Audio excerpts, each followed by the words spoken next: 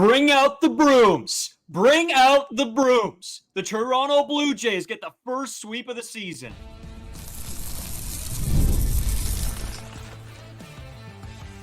You are Locked On Blue Jays, your daily Toronto Blue Jays podcast. Part of the Locked On Podcast Network, your team every day.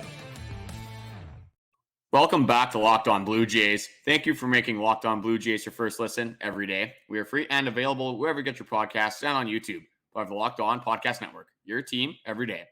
SupplyHouse.com is a reliable way to get parts fast. Shop your next plumbing, HVAC, or electrical job and get fast shipping from coast to coast at SupplyHouse.com. Well, ladies and gentlemen, we got a lot to get into today. I'm Brayden. He's Carter First. You can follow us on Twitter. We are been pretty active during games on there, so any quick updates you can look for us on there. Brayden 5 Uwasco, Carter First 2, as well on TikTok and Instagram at Locked On Blue Jays. Drop a subscription if you're new. We notice a lot of you guys aren't subscribed here on YouTube that watch these videos, and if you're listening anywhere else, we really appreciate it. Carter, before we get into the big topics of today, a video has surfaced from Lids with the Blue Jays City Connect jerseys. The original picture that we showed, if I still have it on here, I'll bring it up. As you can see, I have some problems with this design. The orange Nike logo, no numbers. I think that the lettering is pretty weird in the sense that I think the red should have been the outline instead of the blue, or there should have been a red city skyline instead. Just the letters don't look great on there. The video came out of this, and it's got the numbers and the names on it. It looks way better. The Nike logo is red. I'm not a fan. I'm not necessarily saying that this is the best City Connect jersey there is by far. But I think the video did it more justice. Will I buy it? That's the big question. I'm going to have to see what they look like in person or on the players, because I don't know if I want to go and spend a bunch of money on these for them not to look good. We'll see tomorrow. You guys can check out our on here on YouTube. It'll be a short, a TikTok, an Instagram reel. Soon as they drop, I will have that available for you guys, and let us know what you guys think tomorrow about them, because I think it's highly anticipated. As well, we have a video from our Toronto trip with just some of the highlights and pictures. We're not very good at taking pictures and videos when we're out drinking because we just forget we have phones. So we have some in there. Justin's pretty good at getting some stuff. He's gotten us a bunch of clips and videos and stuff like that. So we put together sort of a little montage of just stuff. We're not video editors, I want to say. So this is just, it's a bunch of stuff compiled with a song over top. Hopefully you guys enjoy it. You can see some highlights. It was fun. The trip was amazing. But Carter, we got some more important stuff to get into. To start us off, the Blue Jays get the sweep. I want to hear your feelings and thoughts about this 3-game set against the White Sox. Yeah, before I get into that, I'm just going to go over the switch up of the century. This guy says he's out on the jersey. He hates him completely. The City Connects. Now he's talking about buying them. So, I mean, you say you're not a fan of the jersey, but I don't buy jerseys that I don't like. So if it's even in the conversation, this guy's just, like I said, the switch up of the century, just completely crazy from you that you're all the way back in on these jerseys just based off these red numbers that they have going on right now. To be fair, I'm like known. I'm known to like buy a ton of jerseys. Known like, hypocrite around the streets. See, come on. Like I have probably 30 jerseys. No, I probably 12, 15 jerseys in here. And this is just the ones I have where we live now. I think I still have some at my parents' house. I'm just a jersey guy. So when they, and it's a Blue Jays jersey, it's hard not to buy in. I mean, they could be the ugliest things and I'd probably break down eventually and buy one. But we'll see. We'll see what it looks like in person. Anyway, back to the sweep, the first one of the year. How do you feel? I mean, I can't say I don't feel good. I mean, I don't really care who the Blue Jays are sweeping. You get the first series sweep of the year. I'm definitely going to take that. Now we're 3 games below 500. Is that good? Obviously not. And you're playing the Chicago White Sox. So it was like we kind of said, if we would have just won the series 2-1, it probably would have felt like a series loss. So this needed to be done. They needed to step on the throats of the Chicago White Sox team, because just like even looking at the lineup today, like Corey Julks, Nicky Lopez, who apparently is the Jays killer for some reason. He went 9 for 22 in the 6-game set. Gavin Sheets and Andrew Vaughn hitting 4. You have Paul DeYoung hitting 6. Like, this lineup is so bad. Martin Maldonado is in the lineup. He's hitting .83 for a batting average. Like, this team is just not good, but it is nice that you don't lose a game for this team. You could debatably say that this is a AAA roster, honestly. Like, I'm throwing shots here at the Chicago White Sox. This team is just so terrible. We got lucky. We didn't have to see Crochet. We didn't have to see Fetty. Took care of business. Like I always say, that these wins count the same as the wins that are going to happen in September. They count the same as if we were playing the Yankees, the Dodgers, you name it. So a huge series win, huge sweep, maybe a momentum builder. Again, you kind of get some unison in the clubhouse. You start getting momentum. These guys start feeling a little bit more confident at the plate. I don't care who they're facing. You start stringing together good at bats and good swings. You're going to start feeling better at the plate, and hopefully, it's a huge confidence boost for this whole team. Well, there's a lot to get into coming from this game. There is some stuff going on with Manoah. I put out a tweet. Manoah got injured. It didn't look good. If I'm being honest, it didn't look good. Just the way he came off the mound, the way he pretty much was like, all right, I'm done. It didn't look good. But we're going to talk about that, how that impacts the team coming up in the second segment here. But the rest of the game, Trevor Richards comes in and does his job, man. He looked really good today. And there was a lot of standouts. I think this game, it's been opening my eyes to George Springer a little bit, who we will talk about more in the third segment. But there's a lot of guys that stood out today from today's game.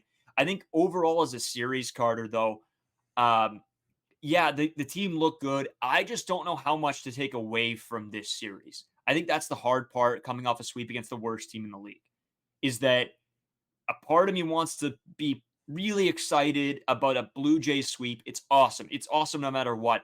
But in the same respect, sometimes I got to take myself out of it for a second and be like, okay, now what are we going to do moving forward against the Pirates and so on and so on? We're going to face the Red Sox, the Guardians. Like, how are those series going to look like? Like, yes, wins are wins, but it's also a little bit of proving ourselves that we're just as good as the rest of these teams. If not, I think we need to prove that we're better than some of these teams. Otherwise, what are we talking about?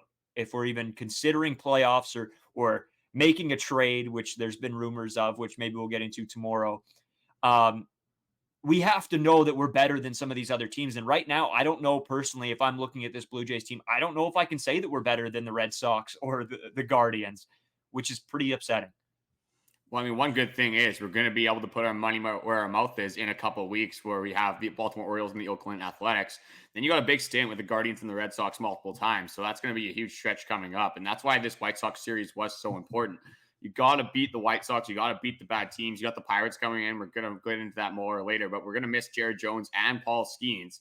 So again, getting pretty lucky with these pitching matchups. But speaking of pitching matchups in the Chicago White Sox series, you have Nick Nastrini, who has like a 9.5 ERA. You have Mike Clevenger, who has an over a 5 ERA. And then you have Chris Flexen, who, again, over a 5 ERA. And his line today, 5 innings pitched, 4 hits, 2 earned runs given up, 6 Ks, 5 walks, with a 5.5 ERA to be exact after today's game. These pitchers aren't good. And the fact that you only got 2 runs off of Chris Flexen, I mean, this guy gave you 5 free passes over 5 innings. And just going to the 4th inning, I know I gotta hold your boy accountable here, unfortunately. Davis Schneider comes up with 1 out in the 4th inning. He has runners on 3rd and 2nd, and then just hits a lazy fly ball. Doesn't even get the sac fly at that point. You need to score runs in these situations. Dalton Varsho comes up, has an opportunity again, strikes out right after. Like, you got to take advantage here. Chris Flexen is allowing you to get base runners every single inning. And some of the at-bats today just didn't look that good. And that worries me when you come to, especially this Orioles series. You're going to have to face Corbin Burns. You're going to have to face Grayson Rodriguez. You can only get 4 hits over 5 innings against Chris Flexen. You're going to be in a whole world of pain against some of these better pitchers on the Baltimore Orioles. And I agree with you. The runners left on base is not good. It is a problem for this team. I got to give Davis a little bit of the benefit of the doubt. He had one of the slowest players in the entirety of the MLB on third base. If that's IKF, Kevin Kiermaier, whoever else, they're probably scoring on that play. But instead, you have Alejandro Kirk waddling back to third base. And probably the right call. He's probably not making that. But I'm saying almost anybody else on this team, and they're probably sending them. But you're right. They got to get balls down with runners on base and runners in scoring position. So there's really not a great defense, but the defense would be that he did the job. He got the ball deep enough where it should have been able to score a run if it wasn't Kirk on third. Davis Schneider could probably sleep with your girlfriend. You'd be like, oh my God, my girlfriend thought, Davis Schneider thought my girlfriend was hot. That's so cool. Like, you just have an excuse for everything Davis Schneider does. I love the guy too, but I mean, you're in that situation. I don't care who's on third base. Just hit the ball a little bit farther. Again, it is Kirk. Kirk had another blunder in the sixth inning where I think it was the sixth inning. I can't put a single to center, and then Kirk just, again, not a great read. You got to be able to read the ball pretty well. If you're not quick on the base paths, gets thrown out at two. That was kind of an inning killer a little bit. But with Davis Schneider, with Alejandro Kirk, we've gone over this Kirk stuff multiple times. I mean, he is just he's a plug in the base paths. He's like one of the slowest runners in the league, obviously. It's unfortunate, but for a guy that had a pretty good day today, I actually liked his at-bats. I think his at-bats have been getting better recently. But yeah, it definitely sucks when you're in that situation. It seems like it comes up every single time where you got Alejandro Kirk as the lead runner in the inning, and it's hard to get everyone going when Alejandro Kirk is station to station. Yeah, well, and going back to that, I mean, again, if this is somebody else, I'm probably giving them more grief. You're right, because it's Davis Schneider. But that also goes back to me. You know, he's been one of our best guys with runners in scoring position, producing runs.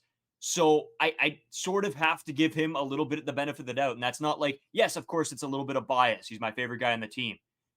But the stats also back it up. He's one of the best players. He's one of our best hitters right now in general. And from a guy who just came into the league last year, I don't know. I think you got to sort of give him the benefit of the doubt on this one. He sort of did the job. It just got screwed. I mean, he didn't do the job because nobody scored. But saying that, you say the stats back it up, and boy, do they ever. So I got Davis Schneider's stats compared to anyone in MLB history through the first 82 games of their MLB career. So his extra base hits, he has 40. That's second. Or sorry, this is franchise, not all time. This is franchise rankings. So he has second with 40 base hits all time in the Blue Jays rankings. He has 25 doubles, which is also second. On base percentage is .381, which is also second. OPS 914, also second. And slugging percentage is .533, which is fourth. So, I mean, you can't really ask this guy to do any more. This guy is everything we needed Kevin Biggio to be. Just hitting for power, playing good defense, being a literal rock at the leadoff spot. Thank God we have him there, because I don't really see anyone else on this team fitting that leadoff spot other than maybe Vladimir Guerrero Jr., but that's definitely a debate for another day, and I know a lot of people probably wouldn't agree with that. But yeah, Davis Schneider, he's so fun to watch. Just a guy that comes up, one of the only guys on the Toronto Blue Jays where he comes up in big spots, and I feel like he puts fear into opposing pitchers, opposing teams, opposing fans' hearts, because you know this guy can do damage, and he's shown time and time again that he does come up in these clutch situations.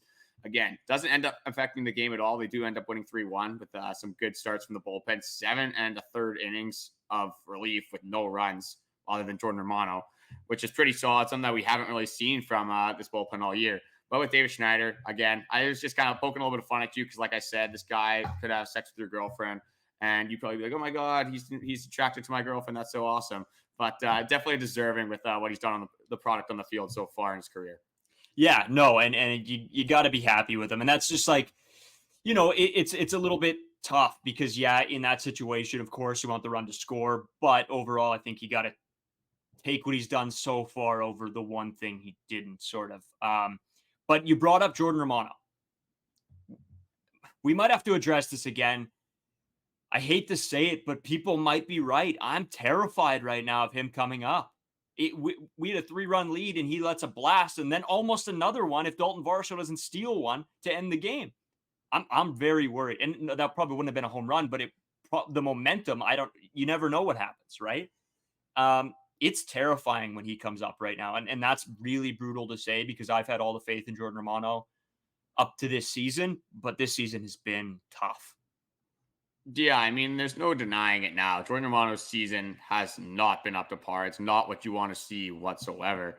I mean, this guy's coming in with like a 6.5 ERA. And like you said, last year, what he would do, it seemed like, is he would allow the first base runner to get on, whether it was first, whether it was leadoff double, whatever. But then he'd kind of kick it into gear. This year, he's allowing runs. It seems like every single start, like going over season stats, he has a 6.59 ERA over 13 and 2/3 innings pitched, only 13 strikeouts.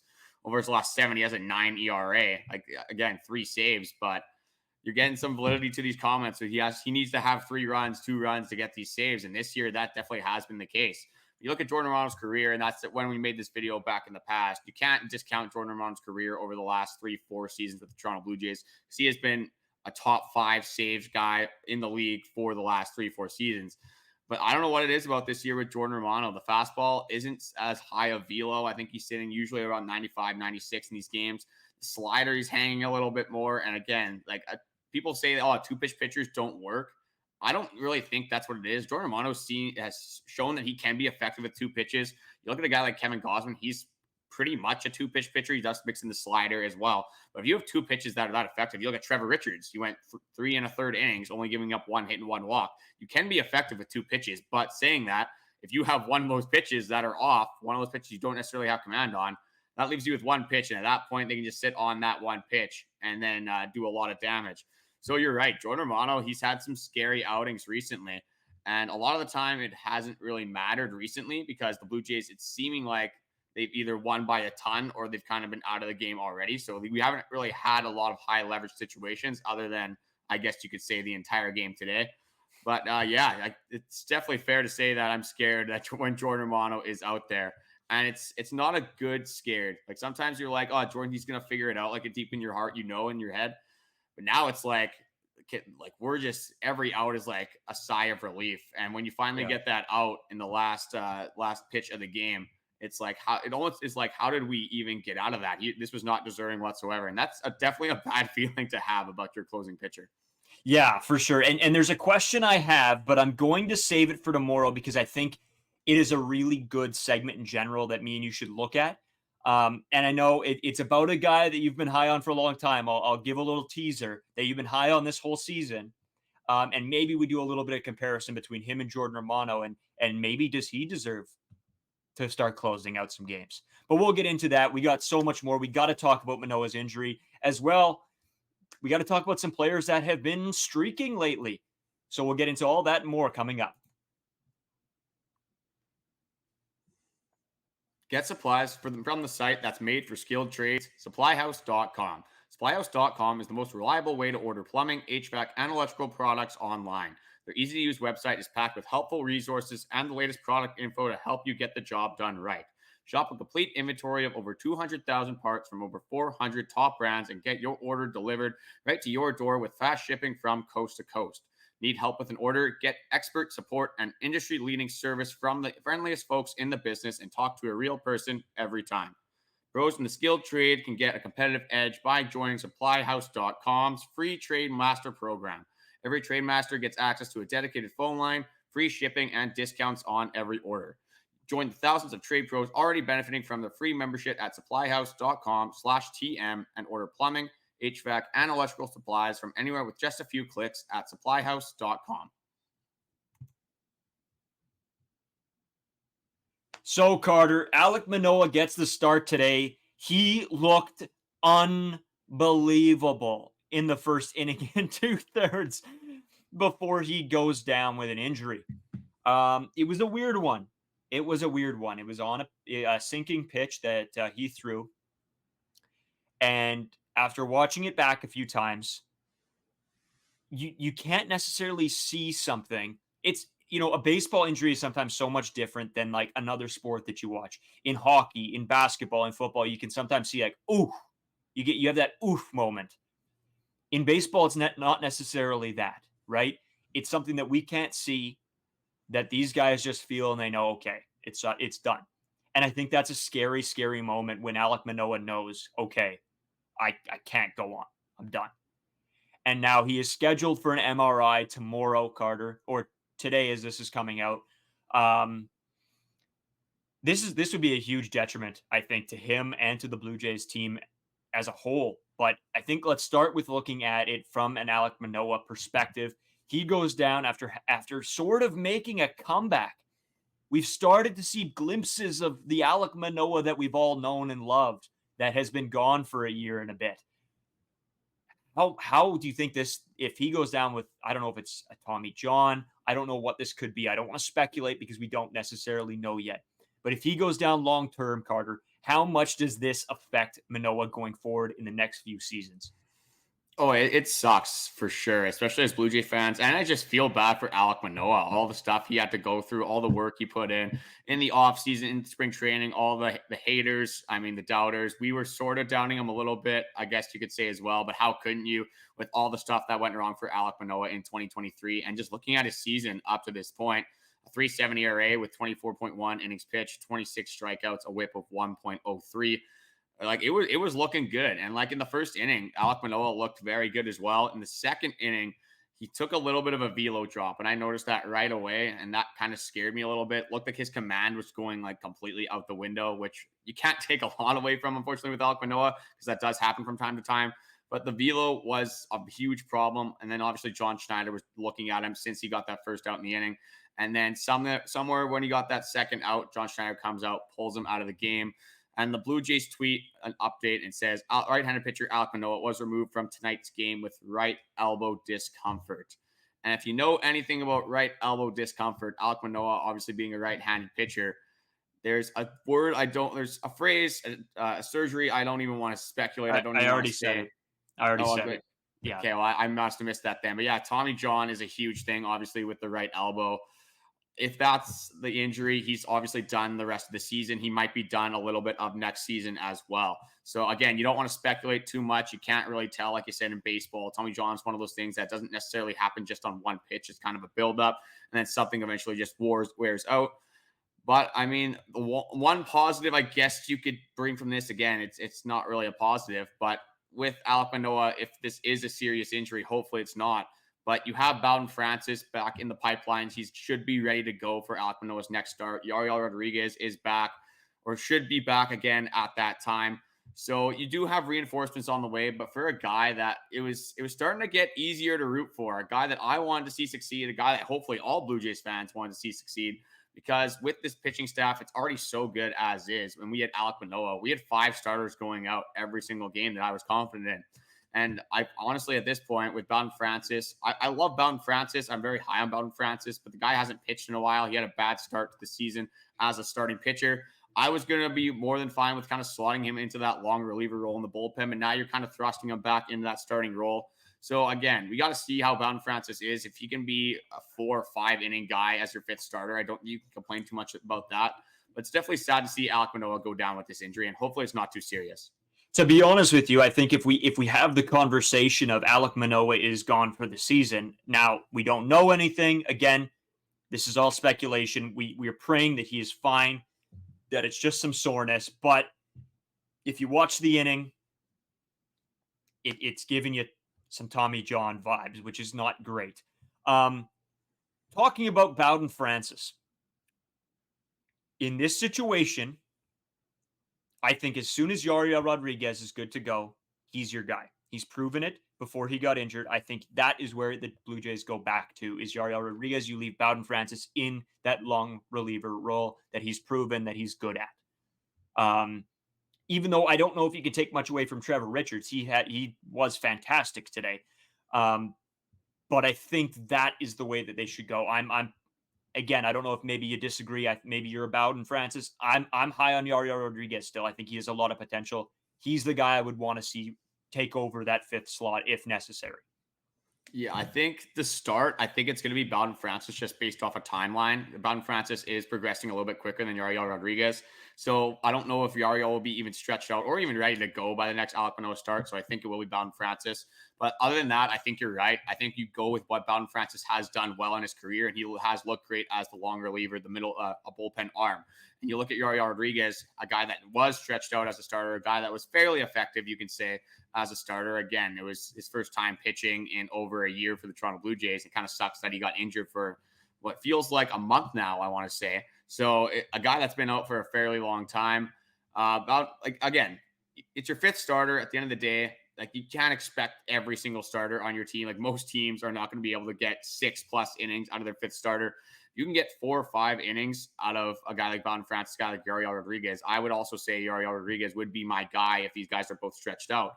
But that's why you have Bowden Francis. That's why you have Trevor Richards. If this guy, one of these pitchers, cannot go their regular starts, like which a 4, 5, 6 inning start, That's why you have Bowden Francis throw in there, go 3 innings. Trevor Richards shown it today, goes 3 1/3. I think he had over 50 pitches. So that was actually a surprise to me that they had Trevor Richards that stretched out. Obviously a good thing because they needed him today. But yeah, with either or, to be honest, to take a step back, these are two guys that are going to have very similar roles. I think they have very similar skill sets. I'm not going to complain with either or, but I just think from a terms of if you're such an analytically driven team, you look at the analytics, Bowden Francis, way more success out of the bullpen compared to the starting pitching role. And you throw Yari Rodriguez in, that's probably what you want to work him up to anyway, considering his contract over 5 years. So, yeah, either or, I'm going to be happy with it. But definitely sucks with Alek Manoah starting to look like figure stuff out for this Toronto Blue Jays baseball team. You know what, guys? We're going to take a quick break. Carter has broken some guys down that I think we gave a lot of, well, at least one of the guys, we gave a lot of grief, but we might see a little glimmer of hope coming out of this, these last few games, and sort of maybe he goes on a stretch run here of having some good at-bats. But Carter, before we take a break, I got to throw it back to you for a quick shout out. Yeah, you're getting a little bit better at remembering these now. I mean, the last couple, you've kind of fallen off the plane a little bit here, but we're getting back on track. So perfect opportunity. Locked On Sports Today channel or the Amazon Fire TV channel app, 24-hour stream. So whenever you want to tune in, whether it's 7 a.m., 7 p.m., expert analysis, a ton of good sports going on, playoffs, the NHL, NBA, obviously the MLB is on, NFL free agency. Starting to think about some early fantasy predictions there. You can get some content on our Locked On channel or, again, the Amazon Fire TV channel app. So, yeah, we're going to get into some individual player performances, who's hot, who's not. We'll get into all that coming up. Today's episode is brought to you by FanDuel. Of course, you guys all know FanDuel is one of my favorite apps that I currently have on my phone because I win a lot of money. I also lose a lot of money, because I'm sometimes an idiot betting, and I never take, I always try to create my own. Instead, I should just go with their live same game parlays. That is 100% my favorite thing to use because I seem to not lose on those ones. The other day or today, I did have Alek Manoah with over 5.5 strikeouts, as well as Vlad with 2 bases. Didn't go well for me, evidently, as Alek Manoah went down. But that's how the cards sort of were dealt to me. Right now, new customers get $150 in bonus bets with any winning $5 bet. We got to still get Carter up and running on this as well. That's $150 to bet on spreads, money lines, player props, and more. Visit FanDuel.com/lockedon and make every playoff shot count. FanDuel, America's #1 sportsbook. So it's time to talk a little bit about who's hot and who is not right now. The Toronto Blue Jays have been a very weird team. At the start of the season, it didn't look like this team had a pulse. Guys have started to pick it back up. We've seen a little bit of, betterness. I don't know. I don't want to say, I was going to say greatness. Betterness. Betterness is an interesting word there. Probably not a real word, but good bully word there. I was going to go with greatness, but greatness isn't necessary. Maybe we don't, I can't put Vlad in the greatness yet. And I don't want to. Blue Jays hitters have been better. There you go. There you go. Thank you. I needed maybe an English lesson or something. Jesus. Yeah, we need English teacher Jen Lowry on the case here. Clearly, I don't know if you took classes with her, but sorry, Jen. I guess you didn't do good enough job with Brayden Wasco. But again, no, I never had her. Never had her once. Oh well, that's why you didn't get the expert analysis. Like you can. That's why I was on 24/7 streaming channel. That's why I was a good baseball player, but not a good English student because I didn't have Jen Lowry coaching me in both. But anyway, Carter, I want to start with George Springer. George Springer started this season extremely poorly. We could not stand watching this guy at the top of the order. Finally, a move has been made. He's no longer leading off this team. Davis Schneider is, which probably should have been a move that happened way long ago. But George Springer now has started to give us a little glimmer of hope that he might return to somewhat of relevancy here on this team. Yeah, again, you got to look at the pitching matchups. These aren't great. But again, sometimes you just need a little bit of a streak, just a couple good at-bats strung together, a couple good games strung together for George Springer. And again, these stats don't jump off the page, but over the last 3 games, George Springer has definitely looked a lot better at the plate. So over his last 7 games, he's hitting .273 with an OBP of .393, slugging of .455. I mean, this guy is walking like crazy right now. He has 5 walks over his last 7 games. Hit a home run, obviously, a couple games ago. The at-bats are starting to look a little bit better. And with George Springer in this leadoff spot stuff, I know I was probably one of the hardest guys on him because it just, like, obviously it was very clear to see that George Springer just was not stringing together at-bats.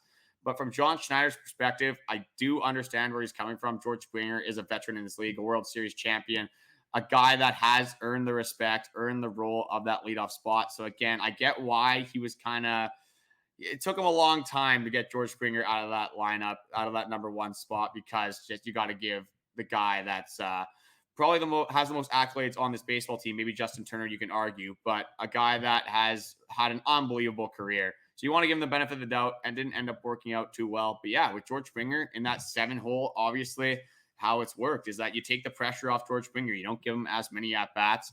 You kind of get him in the bottom of the order. And again, we weren't great pitchers. We didn't pitch at that high of a level.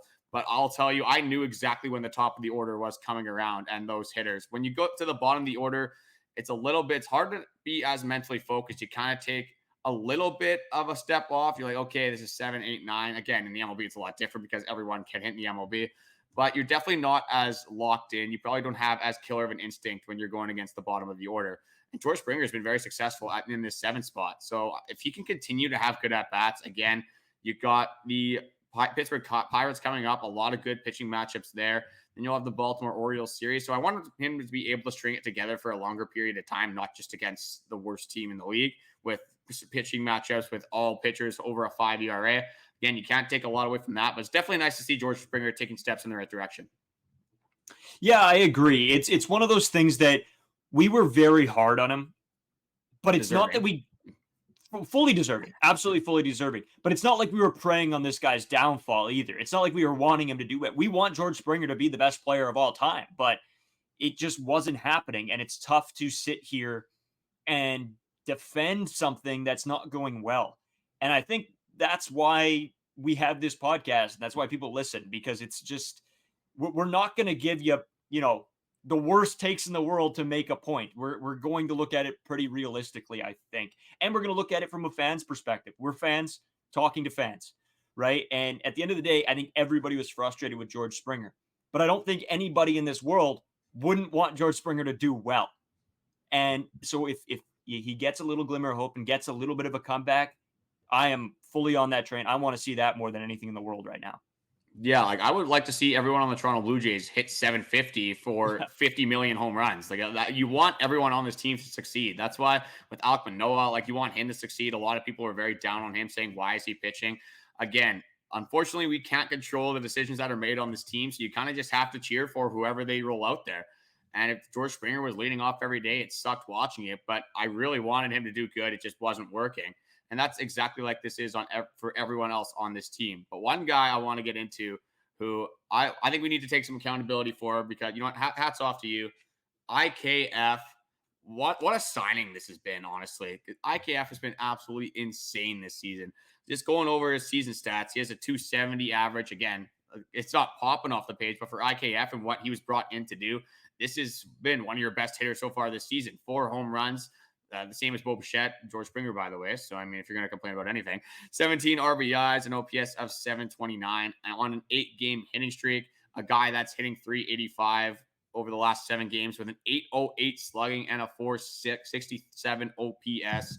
A guy that's playing elite level defense, a guy that you can put pretty much anywhere on the baseball field. Again, him having success means that Ernie Clements has not been seeing a lot of playing time. But as we always say, ride the hot hand. IKF's been hot. And he switched his swing, which I think has been a huge help to him. Usually, again, had a bigger leg kick, has gone to a little toe tap, as we've seen with other players on this Toronto Blue Jays team. The toe tap, I think it allows you to get to the ball quicker. I think Dalton Varsho made that switch last season as well. And it's nice to see that some of the hitting coaches are actually working with some of these players, identifying things they aren't doing well and trying to fix them so they can have more efficient, more effective at-bats throughout the season. Yeah, the leg kick has always been sort of a topic of conversation, right? I remember going back to, playing Little League or playing, high school ball or whatever it was. It was always a conversation. Some coaches hated it that you did it because they didn't want you dropping the shoulder, right? Some coaches wanted you to hit for more power, so they tried to add in a leg kick to you. And it's all development, right? It's going through, changing your swing, finding out what works and what doesn't work for each specific player. And I mean, I did the same thing when I was coaching teams as well. You sort of had to just work through it and let guys somewhat figure it out themselves. And it's nice to see when changes like that work out. And I think that's exactly what happened in this case for IKF. I mean, we even saw a little bit with Davis Schneider and, like you said, Dalton Varsho as well. A little bit of changes at the plate, just changing some of the mechanic things that they're doing. And it sometimes works out. Sometimes it doesn't, right? Like, I mean, you saw Vlad, he's changed his swing now 2 or 3 times. And stuff doesn't work out, but that's the whole process of baseball. It's not one thing works for everybody. So yeah, it's really, really great to see from IKF. I'm very, very happy with what happened because I think we really dogged him at the beginning of the year. We were really hard on this guy. So full credit to him. We got to give him his flowers. Just a great season so far from IKF. Yeah, like for $7.5 million for a guy that's going to play elite level defense, I mean, you definitely got to take that. I think the standpoint that I was coming from is that IKF's upside was fairly limited. A guy that was never going to hit like 280, 290 was never going to hit for power. But I mean, the way his at-bats have been going, the way he's been hitting the ball, like he's coming up in huge situations. To have a guy like this hitting in your 8 spot, like that is a huge asset to have on this team. Because lately, and I think this is probably for every baseball team, it seems like in all the big situations, it's either 8, 9, or one hitter coming up, obviously, or one hitter with David Schneider. That's awesome. You want David Schneider to be up in these situations. But at the bottom of the order, to have guys like this come through time and time again, had another 2 RBIs today. Should have kind of had a big inning in the 6th. That's when the Alejandro Kirk, the line drive to center field. Now it's called a fielder's choice when it should have just been a single for IKF. That's why, again, you can't fully read into the stats. You got to actually watch the baseball games. But with IKF, I mean, there's nothing bad I have to say about this guy. But going into a guy, and if you want to add, do you want to add anything else about IKF? Yeah. One more thing. And sorry, I cut you off a little bit. But the one thing with IKF, the only downside is he doesn't hit the baseball very hard. When you look at some of his hits, it's blooping hits. I mean, don't get me wrong. He's got home runs. So props to him. Sometimes I don't know how those balls are leaving because they don't look like they're hit very hard. But he's getting the job done. And that's the biggest thing what this team needs is sometimes you just have a guy like that can find holes. And you got to ride with him when they do that. So, again, props to him. But a little bit of a caveat to, him not being able to hit the ball very hard. All right. So saying that, we said who's hot and who's not. So unfortunately, we got to go over the nots. And one guy I do have, I did reference in this podcast already. You can definitely make a case for why this is happening. A guy that's just not getting a lot of playing time, and that's due to IKF being so successful, and that is Ernie Clement. Ernie Clement, his defense even recently has kind of been making me a little bit worried as well. It doesn't look as sure-handed at third base in the last few games, but at the plate, he is 3 for 15 over his last 7 games. That is good for a 200 average, a 200 OBP, and a slugging of 267. Unfortunately for Ernie Clement, he is falling victim to an IKF insanity run, which again, as a Blue Jays fan, it's awesome to see Ernie Clement. He's such a team morale guy. He definitely does not care at all. But in terms of his baseball and baseball performance, definitely sucks that he can't be playing every day. But a guy that, again, will be able to figure out, will make the most of his opportunities down the stretch. And if he can kind of pick up his defense a little bit, I'm definitely not complaining when Ernie Clement is in the lineup. No, I agree. I'm a big Ernie Clement fan. I know you are as well. It's tough to see. I mean, it's one of those situations where you want to see him get playing time, but then it's who do you sacrifice, right? And yeah, I mean, I guess Kevin Kiermaier you could move, and then you put Varsho in center, Davis there, and then Ernie comes in. But when the team's rolling like this, you can't switch things up. And I think that's in one scenario here, we got to give John Schneider some props. He's been rolling with the lineup that has been working. I mean, you had to give Danny the day off today. I think you had to.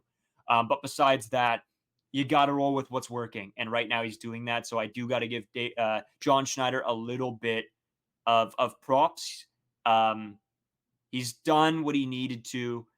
He's just done it too late. I think there could have been moves made earlier this season that maybe would have won them an extra game or two. But at the end of the day, yeah, I understand where he's coming from of not giving Ernie some playing time here. Yeah, the lineup lately has just been unbelievable. Like, get Davis at leading off at one. You either have Dalton Varsho or like Danny Jansen normally at two, Vladdy at three, Bo at four.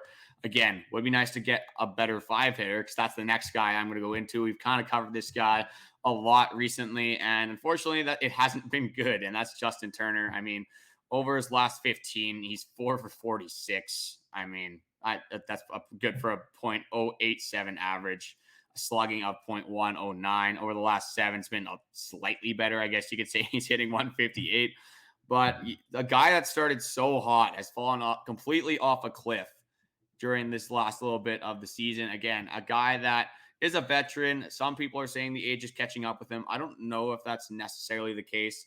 Justin Turner's just been taking some bad swings recently. I don't know what it is. And it's normally a guy that has a very good eye at the plate. I think with his struggles, he might be trying to become more aggressive and switch some things up, but that's just going away from what he does well.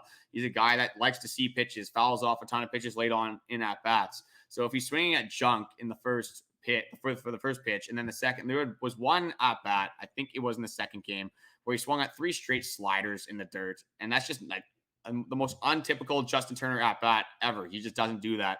So a guy that's probably trying to fix some things, maybe thinking a little bit too much about his at-bats and what he's doing at the plate, because these are just like atypical Justin Turner swings. He just doesn't do this. So hopefully he can figure this out. But I mean, when you look over even the last 30 games, he's hitting 152.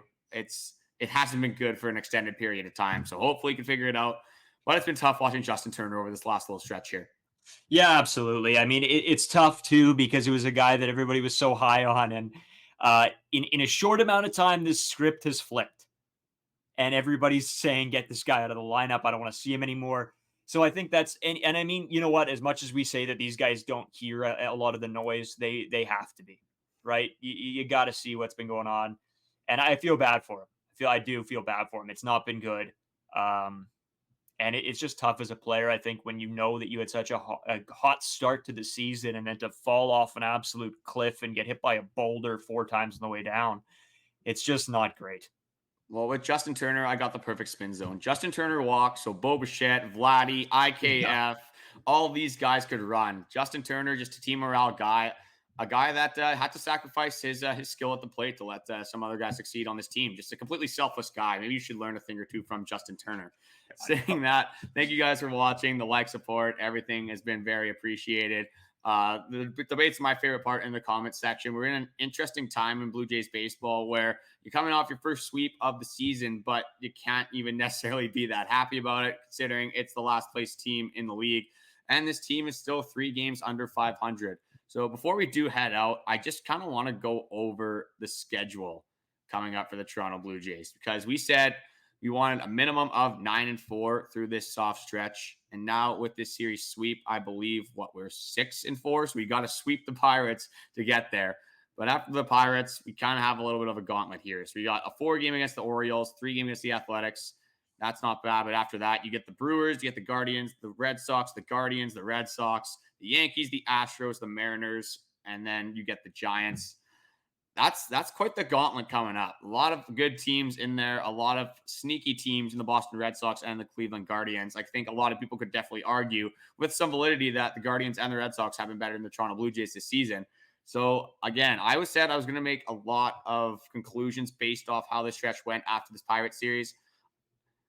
I don't even, again, I thought I'd be able to figure it out. If this team can sweep the Pirates, I mean, I don't know if I'll be back in, but we'd be at 500. And we, again, tough schedule coming up, but it's hard to take away a lot of good things from a team like the Chicago White Sox because they're just so bad. So I want to see them actually do some damage. If they can beat the Baltimore Orioles in a series, maybe I'll be a little bit more hyped up about this team. But they're setting themselves up if they can at least win the Pittsburgh Pirates series. That would get them 8-5. It's not what you necessarily wanted, but it's not bad. Maybe that can help them gain momentum for this rough stretch coming up here. They're going to need it. They're going to need all the help they can get. If it's momentum, if it's believing in a fairy godmother, I don't know what it is, but they need help. This is a brutal stretch coming up. As a Blue Jays fan, I'm shaking in my boots, to be honest with you. This team has not proven anything to me against good baseball teams, and that's what I need to see. I can only take so much away positively from this team playing bad teams. I need to see them play well against good teams. And that's where I can start making a decision. But until then, even this Pirates series, I don't necessarily know if I can really take anything great away from it. Yeah, and we'll get into like the pitching probables and all that in our next episode. Again, one more time, I'll say thank you guys for watching. I'll take this opportunity to throw it over to our Locked On 24/7 streaming channel. MLB, NHL, college sports, you name it, NFL free agency. My Panthers are making huge moves. We're going to the Super Bowl this season. Obviously not, I'm not that delusional. But if you guys have some better teams, hopefully that you are following in some of these other leagues, perfect opportunity to check out our Locked On 24/7 streaming channel. The best part about it is it's 24/7, so you can check that out at any time. Brayden, you got anything else to add about this White Sox series? No, good sweep. We got it done. They did what they needed to do. But now we got to push forward. Use this and push forward. The Toronto Blue Jays avoid the suck bus in Chicago. Thank God.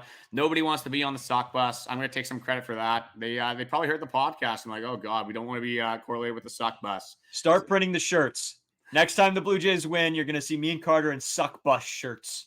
I don't even want to visualize what that might look like. We're going to leave you with that thought in your guys' heads. Thank you guys for watching, and we'll talk to you tomorrow.